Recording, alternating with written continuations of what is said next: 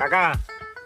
ও কাকা হ্যাঁ কি সেটা কি করেন আপনি ইয়ে করে বলতে ওই আলিয়া মাফিয়ার আইল কিলে মাফেন আপনি ফাঁকা করিলাম কি ফাঁকা করবেন আপনি আপনি মাফন তো স্যার আপনি কি ফাঁকা করিলেন আল কি মাফন সোফন সারা আইল মাফ হয়েছে না এর আগে আমি মাপছি না অলরেডি কে চামিনে ম্যাপসে